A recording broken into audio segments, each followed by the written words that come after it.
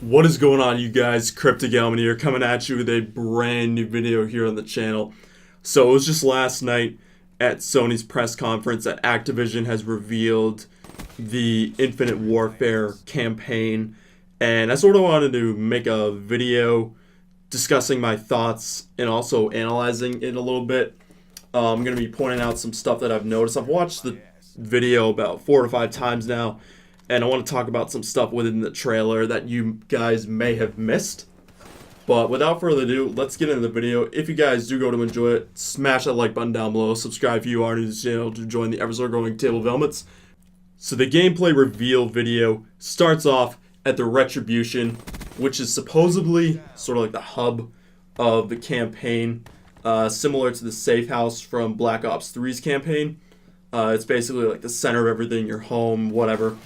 And all of the campaign footage in this video is shown from Lieutenant Reyes' point of view. So it starts off at the Retribution.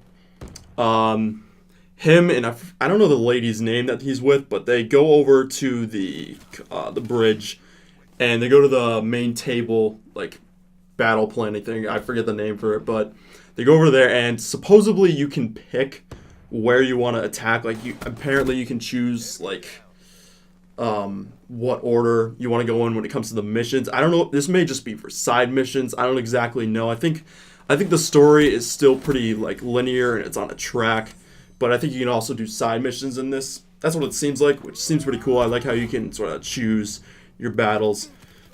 But then it moves on to the hangar bay. They go to hop into their jackals to attack the Set Def destroyer.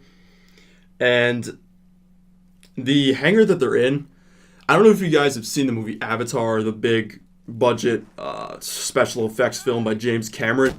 I thought that the military and all the tech seen in this video was very reminiscent of the military from Avatar, which I thought was pretty cool, especially the big mech suits walking around the hangar. Next up, Lieutenant Reyes heads into the Jackal. They go into space. They go to battle the Set Def destroyer above Earth, and there's some fight scenes, space battles going on around the destroyer. It seems very different from what we've seen in past Call of Duties. But if you think about it, it's just like those fighter jet missions that we've seen like in Black Ops 2, Black Ops 3, Advanced Warfare, you name it. Like most COD campaigns have like fighter jet missions. But after they're in the battle, they get out of the Jackal and they're fighting on top of the cruiser. And one thing I noticed is there's a lot of grappling going on, but it's most likely a single player only feature. I mean, if it is in multiplayer, it's definitely not going to be as crazy as seen in this video. But there's some grappling. The primary weapon, this is something I thought that was pretty interesting in this trailer. It seems like it's an M27. That's what it reminds me of a lot. The red dot sight reminds me of the red dot sight from Destiny. I don't really play that game, but it's from like the red dot sight from like the first mission. I think it's the default one. I don't know. And it also appears that cannon iron sights are returning because you can see the guys switch from red dot sight to the cannon iron sights, which I thought was pretty cool. I'm glad that they're bringing that back. It's a small addition, but I think it's pretty cool that they're bringing it back. One thing that I also noticed, I'm not sure if this weapon is firing lasers or bullets or like a hybrid almost, because I'm not sure if regular bullet shooting weapons would work in space. Like I think they can work in space, but I don't know if they're as effective. So if laser weapons being in this game, like I'm really okay with that, because it just seems like it's be more realistic than using bullets. I don't know. I'm not like a physics expert or anything. Feel free to correct me if I'm wrong, but I feel like lasers might be just a little bit more effective in space. Who knows? But next up, we have Ethan. Ethan is like a robot. He's like Chappie almost. I thought he was actually pretty cool. He seems like a sidekick kind of character, which I think is kind of interesting because, I mean, off the top of my head, I can't really think of any sidekick characters to the main character in Call of Duty. I mean, it may not even be he may just be like a robot. and he may not be like a sidekick at all. I don't know. That's just the vibe I got from Ethan. He seems like he has more of a personality than just some dull robot like Reaper in Black Ops 3. Who knows? It's just my first impressions of Ethan. Next up, the running animation. Now, this is something very small, but I noticed that the running animation, once they got into the destroyer, it looked very reminiscent of Infinity Ward games. It looked more like MW3's running style than Ghost's. I know they're both very similar, but like it's what I mean by running style is the way they hold their guns while they're running. Like you can see right now, like the guy's sort of like moving it side to side in a weird way, but Infinity Ward's is like in and out. It's not necessarily up and down. I don't even know if that makes sense, but running animation seems very reminiscent of Infinity Ward's. There's a crazy looking tactical that it looks like it disables gravity within like a certain radius, like maybe like 10 feet, but it looks crazy. I don't think that's going into the multiplayer, because like maybe just because it's tactical, but I feel like if there is any zero gravity in multiplayer, I feel like that would be the only thing. I don't know. I just like I don't think that's going into the multiplayer, but it just seems too crazy. And then what we do see is we see like this SMG, another weapon besides the M27 looking weapon. It's like an SMG. It reminds me, sort of seems like a mix of the P90, the SAR-21 assault rifle, and then the SN6 from Advanced Warfare. It seems like a mesh of all of those guns together. I don't know if that's just me seeing all those guns. If you guys see anything different, I don't know, but that's just the vibe I got from it. This one clearly fires lasers. Like it fires blue laser bolts.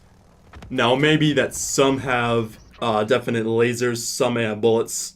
Some weapons may have hybrid laser bullets. Who knows? We'll have to wait and see. But next up, at 5 minutes and 14 seconds, there is advanced movement. There is a guy sliding. Lieutenant Reyes was sliding after he used that anti-gravity tactical. It seems like it's a lot less aggressive than Black Ops 3's slide. That may just be me. I don't know. There's also a riot shield with an integrated thermal, and that's what it looked like. It looked like there was an integrated thermal. And then at one point, Lieutenant Reyes was stabbing some robot and like cutting the wires open inside his back. I thought that was pretty cool. So that's pretty much it for everything in the Infinite Warfare campaign reveal. After that, there's also a Modern Warfare Remastered single-player teaser trailer that's attached to it. It's like right after the Infinite Warfare footage, which I thought that was pretty cool. If you do pre-order Infinite Warfare, you will be able to get COD 4 Remastered's campaign. If you pre-order on PS4, you'll get it, I believe, 30 days early before Infinite Warfare releases on November 4th. I thought that was pretty cool. I'm going to be pre-ordering it, so I'm going to get the campaign early, so I'm hyped for that.